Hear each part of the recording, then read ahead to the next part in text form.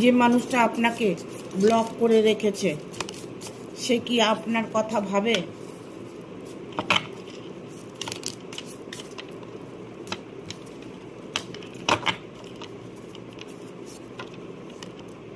হ্যাঁ, সে সর্বক্ষণ আপনার কথা স্মরণ করে, বাট উনি কোনোভাবেই আপনার সাথে মিট করতে চাইছে না।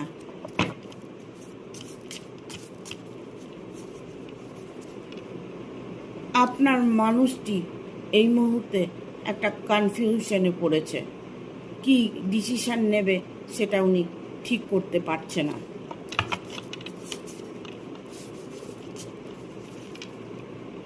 ওনার মনের মধ্যে এটাই চলছে যে আপনাকে কবে তিনি অ্যাকসেপ্ট করে নেবে।